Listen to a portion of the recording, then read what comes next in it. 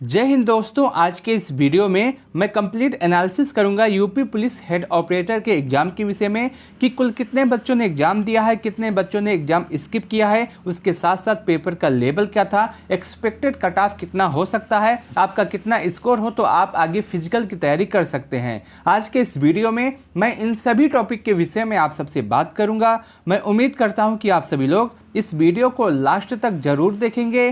दोस्तों, यदि आप सबको यह वीडियो अच्छा लगे तो आप सभी लोग इस वीडियो को लाइक कर सकते हैं। अपने दोस्तों के साथ इस वीडियो को शेयर करना ना भूलें। दोस्तों, किसी भी एग्जाम का जो कट ऑफ होता है वो कई चीज़ों पे डिपेंड करता है। सबसे पहले पदों की संख्या कितनी थी, कितने बच्चों ने आवेदन किया है, कितने बच्चों ने एग्जाम दिया है, इन सभी चीज़ों पे डिपेंड करता है कि आपका कट ऑफ कितना जा सकता है। तो सबसे पहले मैं इसी टॉपिक के विषय में आप सबसे बात करना चाहता हूँ।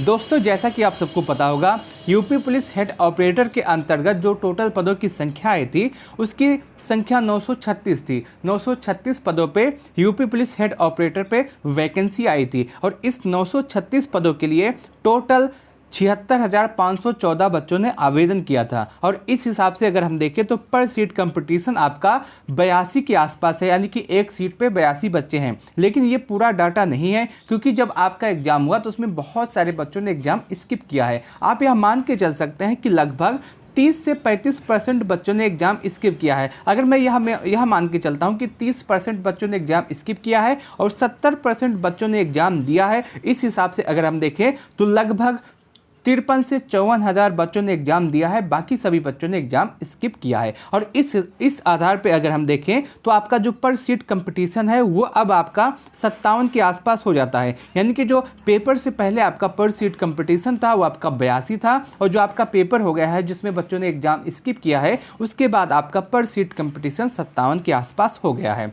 और ये आप यह मान के चल सकते हैं, ये एग्जैक्ट डाटा है जो बच्चे एग्जाम स्किप किए हैं। आप एग्जाम देने गए होंगे तो आपको पता होगा कि किस शिफ्ट में कितने बच्चे आपके एब्सेंट रहे हैं, और इससे ज़्यादा ही बच्चे रहे हैं। मैं आपको बताना चाहता हूँ कि 30% से ज़्यादा बच्चों ने एग्जाम स्किप किया, लेकिन मैं एक मोटा आंकड़ा मान के चलता हूँ कि मान लीजिए कि 30% बच्चों ने अपना एग्जाम स्किप किया होगा। अब बात करते हैं पेपर के लेवल की, कि पेपर का लेवल कैसा था, किस सेक्शन में ज़्यादा दिक्कत हुई बच्चों को करने में, और उसके साथ साथ कौन सा सेक्शन आपका ज़्यादा हार्ड आया था। आपका जो पूरा एग्जाम हुआ है उसमें 4 सेक्शन से क्वेश्चन पूछे गए थे। पहला आपका हिंदी, दूसरा मैथ, तीसरा साइंस और जीके जीएस, और चौथा आपका रीजनिंग था।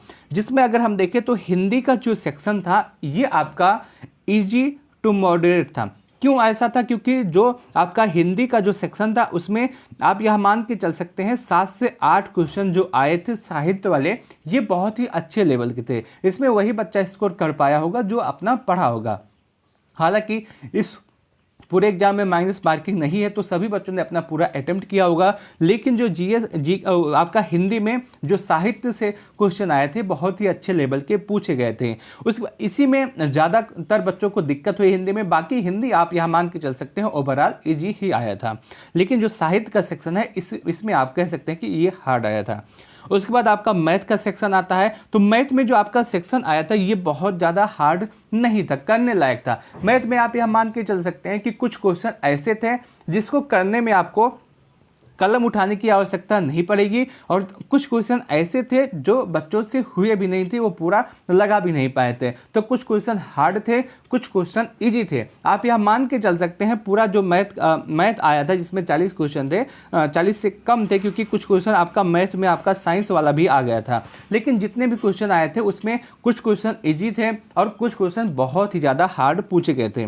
उसके बाद आपका आता है रीजनिंग का सेक्शन। रीजनिंग का जो सेक्शन है ये ओवरऑल बहुत ज़्यादा कठिन नहीं आया था। ये रीजनिंग का सेक्शन जो है मॉडरेट आया था। बहुत ज़्यादा क्वेश्चन आपको ऐसे मिल सकते थे जिनको यदि आप थोड़ा दिमाग लगाते तो आराम से हल हो जाता, लेकिन कुछ क्वेश्चन आपके रीजनिंग में भी बहुत ज़्यादा हार्ड पूछे गए थे। उसके बाद आता है सबसे हार्ड सेक्शन जो कि है साइंस का। साइंस एक ऐसा सेक्शन है जिसमें सभी बच्चे परेशान हुए हैं। कोई बच्चा ऐसा कहता हुआ नहीं मिल रहा है इस समय जो कह रहा हो कि मेरा साइंस में अच्छा स्कोर हुआ है।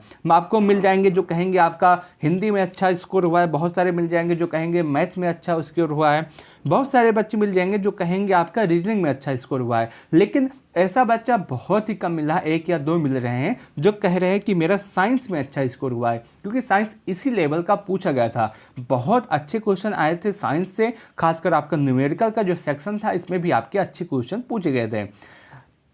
साइंस और आपका जीके जीएस दोनों मिला करके था, लेकिन सिर्फ साइंस से ही ज़्यादा क्वेश्चन आए थे। और इसके साथ साथ साइंस में आपका कुछ आपके जो आईपीसी धारा के अंतर्गत क्वेश्चन आए थे, इसमें बच्चों को बहुत ज़्यादा परेशानी हुई, क्योंकि आपके सिलेबस में मेंशन नहीं था कि धारा से भी क्वेश्चन आ सकता है, लेकिन आपके एग्जाम में धारा से भी क्वेश्चन आए थे और उसको करने में बच्चों को और भी ज़्यादा असुविधा हुई और भी ज़्यादा दिक्कत हुई। इसकी वजह से आपका जीके जीएस और साइंस का जो सेक्शन है ये और भी ज़्यादा हार्ड हो जाता है। उसके साथ साथ जो साइंस का सेक्शन आया था इसमें न्यूमेरिकल के भी ज़्यादा क्वेश्चन थे। आपका इतिहास का, उसके साथ साथ जियोग्राफी का एक भी क्वेश्चन नहीं देखने के लिए मिला था।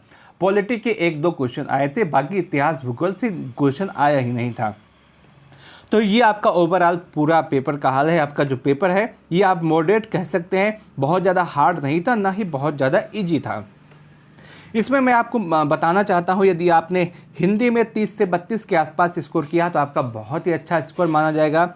यदि आपने मैथ में 28 से 30 के आसपास स्कोर किया तो आपका बहुत अच्छा स्कोर है।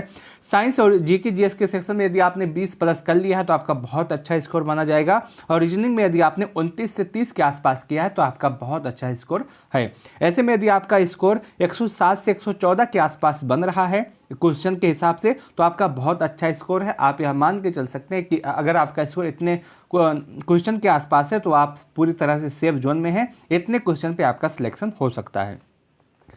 अब बात करते हैं कट ऑफ के विषय में कि कैटेगरी वाइज आपका कट ऑफ कितना जा सकता है, आपका स्कोर कितना हो तो आप आगे फिजिकल की तैयारी शुरू कर सकते हैं। सबसे पहले मैं आपको बताना चाहता हूं कि यूआर का कट ऑफ कितना जा सकता है। दोस्तों, यदि आप यूआर कैंडिडेट के स्टूडेंट हैं और आपका स्कोर 280 के आसपास बन रहा है तो आप यह मान के चल सकते हैं आप पूरी तरह से सेफ हैं। आपको अभी से अपने फिजिकल की तैयारी शुरू कर देनी चाहिए।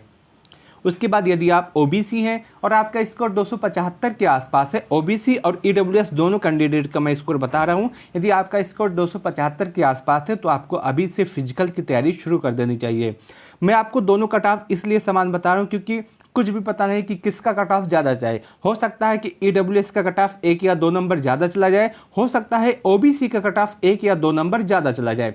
किसी का भी कट ऑफ ज़्यादा जा सकता है और ज़्यादा अंतर नहीं होगा। ओबीसी और ईडब्ल्यूएस के कट ऑफ में ज़्यादा से ज़्यादा 1 या 2 नंबर का अंतर दोनों में हो सकता है।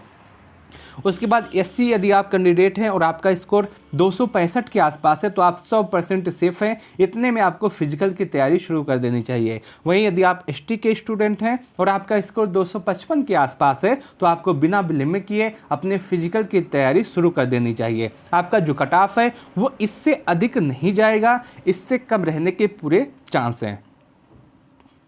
तो यदि आपका स्कोर इतने नंबरों के आसपास है तो आपको विलंब नहीं करना चाहिए, अभी से अपने फिजिकल की तैयारी शुरू कर देनी चाहिए। मैं उम्मीद करता हूं कि आपको यह पूरा वीडियो अच्छा लगा होगा, पूरा एनालिसिस अच्छा लगा होगा। दोस्तों, यदि आपको यह वीडियो अच्छा लगा हो तो आप सभी लोग इस वीडियो को लाइक अवश्य कीजिएगा। अपने दोस्तों के साथ इस वीडियो को शेयर करना ना भूलें। आपके मन में कोई भी डाउट, कोई भी सवाल, कोई भी कन्फ्यूजन रह गया है तो आप सभी लोग कमेंट करके अपने क्वेश्चन को पूछ सकते हैं। मैं आप सभी के प्रश्नों का जवाब अवश्य दूंगा। इस वीडियो को लास्ट तक देखने के लिए आप सबका बहुत बहुत धन्यवाद।